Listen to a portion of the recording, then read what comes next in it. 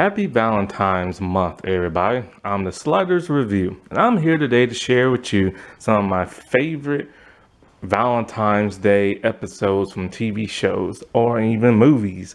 Not everything is all lovey-dovey. Sometimes Valentine's Days deal with heartache and everything. So, some episodes will be romantic and lovey-dovey, while others will be very sad and heart-wrenching and stuff. But love is love. It doesn't always come with smiles and giggles and glee.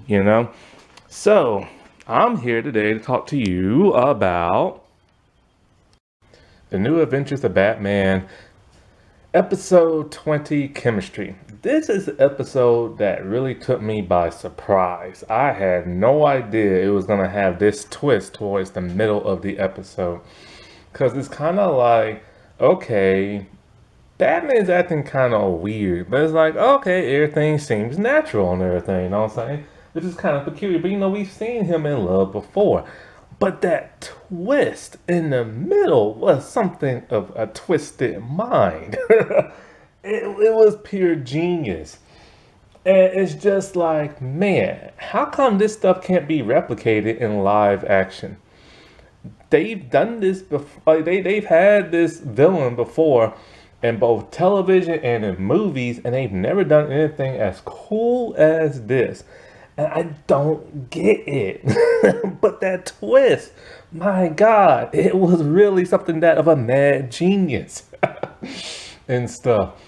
So, Chemistry. Bruce is at the wedding of Veronica. Forget her last name. But it's his friend Veronica, the one with the red hair from Batman, the animated series. And so she got married to this dude. And Barbara's there and Tim is there. And while there, Bruce, of course, caught the garter, where this other lady caught the bouquet. So they had to take a picture together. And they start to have some chemistry. He starts to like her, you know what I'm saying? This is Bruce. Bruce is just like a horn dog when it comes to women. And he's fallen in love before, but it's normally with that of supervillains. Very rarely do you ever see him fall in love with a regular, normal person. And so, but he starts dating this woman.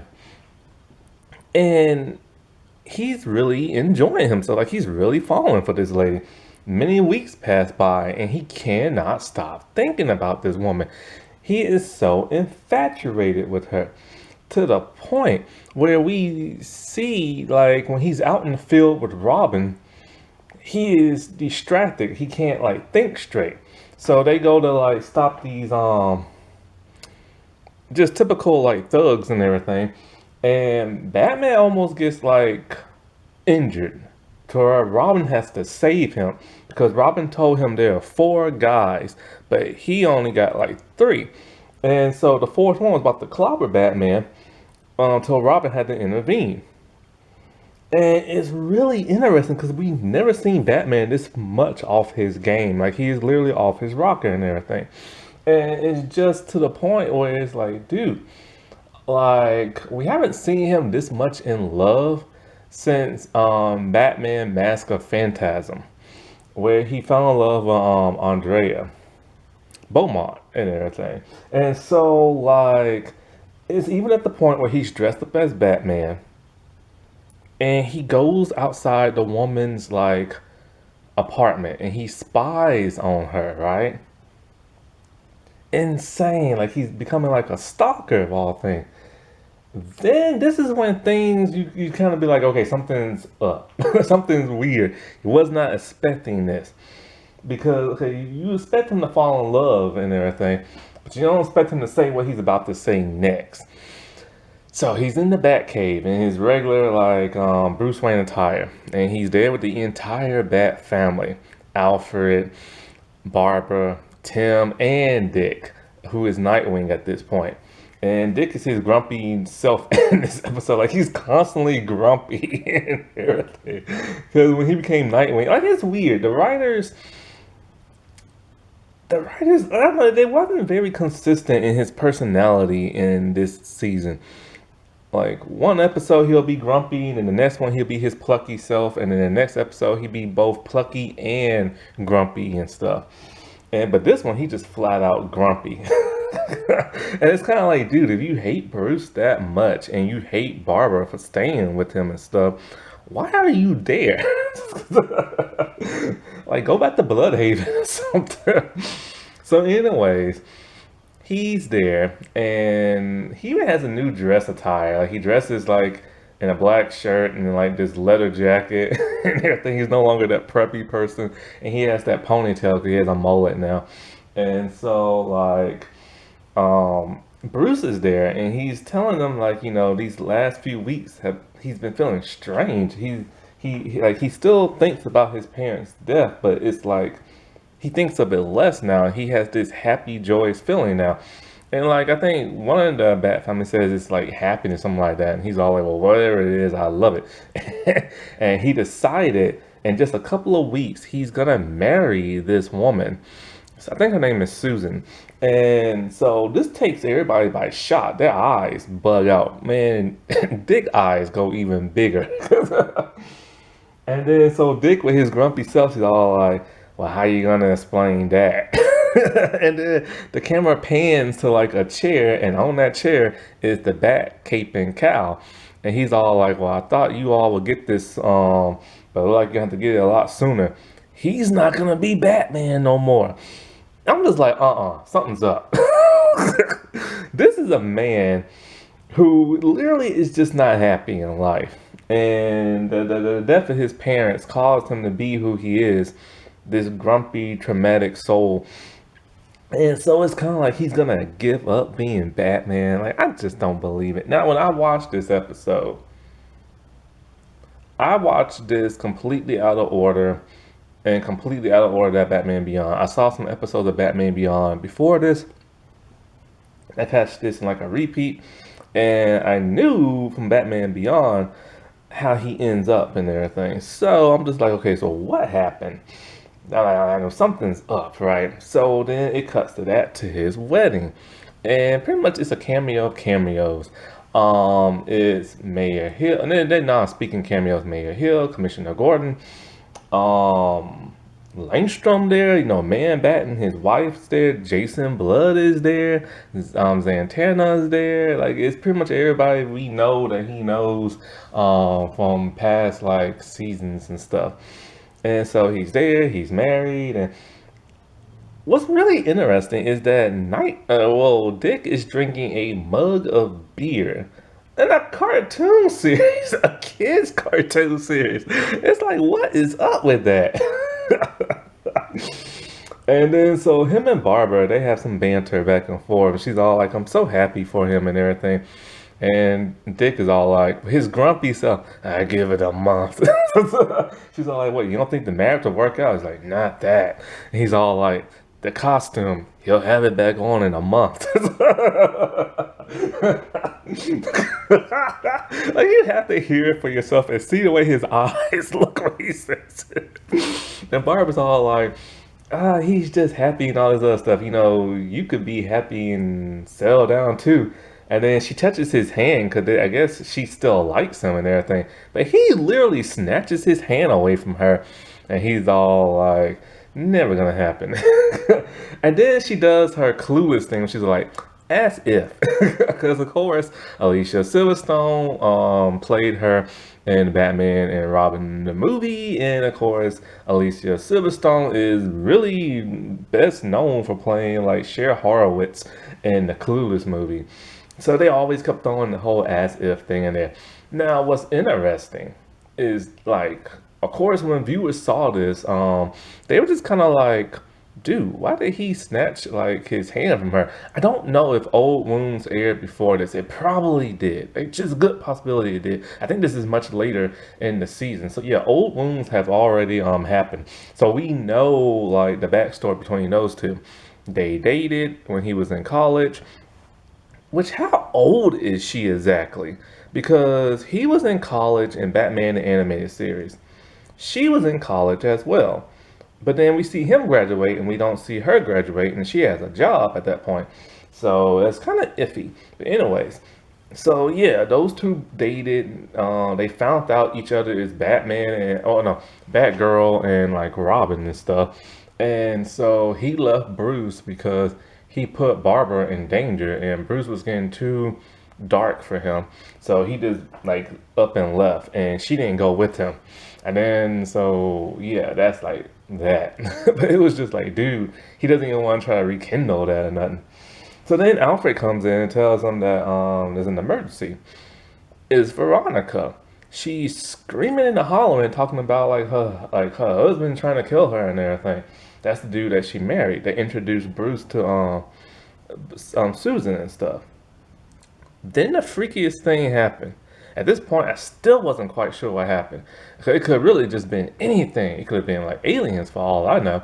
So he tries to like harm her. She puts up a laser grid, like a security laser grid. He walks through it and he stops to where the beam is like in between his like skull, right? And it's like, dude, you're still alive? Like, what are you? And then we see this gushy, gooey green stuff. But I said before, it could have been anything. So I wasn't 100% sure. But with Batman, it could probably only be one thing. Because he hasn't met, like, Justice League yet. But, you know, like I said before, you never know.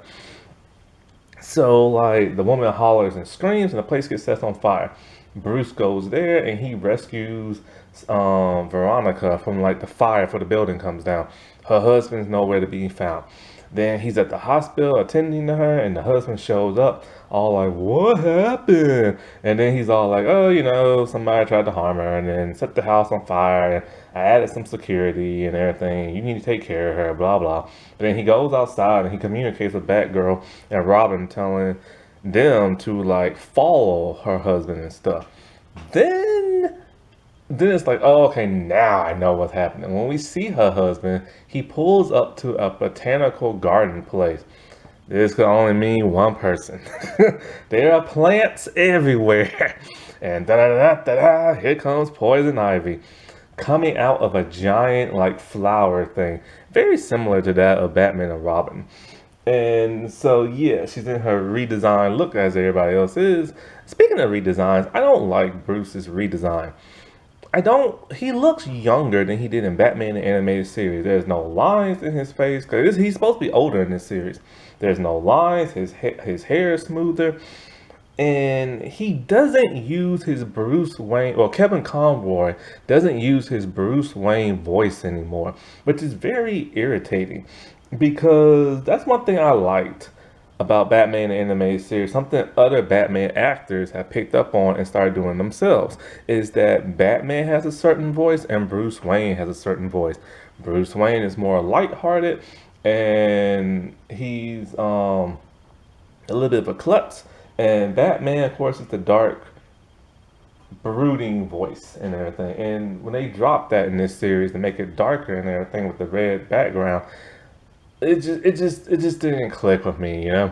There's a couple of things that didn't click with me in this entire season, and fans too. We really didn't like some of the redesigns. It just took away from the specialness of the animated series. The Joker was one of the worst ones ever. Harley Quinn looks absolutely the same, just like more thinner and stuff. Um, Croc. Ooh, I'll get to him in that Croc episode. And you know, it just I don't know, man. It just that was part of the reason. It just the season was good. It was darker, but there was just something missing, and it wasn't just the animation. It just something was missing from this season that just didn't click the way Batman the animated series did. Batman the animated series felt like some type of weird Shakespearean novel came to life in a noir kind of setting, which as this felt more gothic and dark and stuff. So, anyways, he's there. He's talking to Poison Ivy. He tells her for some reason he just tried to kill the woman because she started to suspect him, and he shows her why. There are plants, leaves growing on his chest. So then she's all like, "Ah, crap. Well, if it's happening to you, then it's gonna happen to everybody else." And she rips off his entire flesh. It's gross. Even Robin's about to throw up. So she's at it again, making her plant people, but she refined the formula and stuff to where it's not like the horrifying looking thing we saw in Batman the animated series. So she leaves because they go into that yacht because Bruce is on his honeymoon with a bunch of other billionaires who also are they shared their honeymoon together. So Batgirl and Robin are about to leave until they are attacked by plants. They defeat the plants by accident when some chemicals fall on them. So they need to find more of this chemical. So then on the yacht, Bruce is talking to the other husbands and stuff, and they're talking about how much they love their wives and how they're like perfect in every way and how they like pinch a penny and everything, and they love those big green eyes. This causes Bruce to get kind of suspicious. He starts interrogating his wife. He's all like, there are way too many green-eyed people and way too much perfection lately. Because it's kind of weird that all these people will fall in love with these people within 2 weeks and then get married within 2 weeks. So he interrogates the crap out of her. And he wants to know where she's from and stuff. She starts oozing green goo from like her forehead. So then she reveals herself. She's like, well, Bruce, I'm your wife. In a very like octopusy kind of way. Like all these vines start coming from underneath her dress. And she has this weird like Tim Burton-esque type stance that she's standing in. It's creepy, man. It should have been like a horror episode. I don't understand is why couldn't Batman and Robin and the Batwoman television series do something like this? I like what they did with Poison Ivy to a certain degree in the Batwoman series, but they should have went like plant monsters and all this stuff. It would have been so cool, but they don't go there for some reason. So anyways, the yacht is under attack by Poison Ivy. She reveals her big plan of how she created these plant people with her pheromones, and they was there to fall in love with these people and then get married so that they can die and their spouses can inherit their fortune, which she will inherit. And stuff. And she does have a big smile on her face when she tells them that. So of course, these giant seaweed monsters are trying to destroy the yacht. In comes Robin and Batgirl. But Batgirl's in the Batjet, and she stays there. Robin gives Batman his suit, or gives Bruce the suit, and then he has on the back of him that plant mixture of chemicals that will kill the plants, that killed the ones that was in the lab and stuff. So of course a fight ensues, but then the rich people are like, we ain't gonna let them take our fortune. And they start beating up on the plant people and stuff and everything. Anyways, a huge explosion happens. Robin gets everybody to safety after he kills a bunch of plant people, and the goo gushes all over his face in a nasty way. When the plant people died, my God, it was gross. You saw them melt and turn to ooze, and their eyes and teeth just like went in different directions. It was nasty. So anyway, everybody gets to safety, but then the yacht explodes, and Batman and Poison Ivy are the only ones still on there because she's beating the crap out of him. And so then they get separated, and she's all like, help me, and everything, because she's gonna go under the water with the burning yacht. He tries to save her because he's Batman, but oops, can't do it. So then after that, he looks at the yacht as it drowns, set on fire, and he sees his wife all greenified and like sinking, and he just tosses his wedding ring into the water. After this, we never see Poison Ivy again. At least I don't think we do. And she didn't show up in the Justice League series. So for a lot of people assume she just died. Until, of course, that horrible Batman and Harley Quinn movie came out, which is supposed to be canon to this. And she's alive and everything. So yeah, this was a very twisted episode. That the twist I did not see coming whatsoever. I just simply thought Bruce was falling in love with somebody and stuff. But nah, man. His dark heart is just too dark for him to fall in love, because in Batman Beyond, he ends up alone, unmarried, and doesn't have no kids that he made of his own until one got cloned and stuff. So, poor Bruce. Now, wasn't that romantic? Or depressing, depending on what kind of video I just talked about. Okay, well, happy Valentine's Day, everybody. And bye.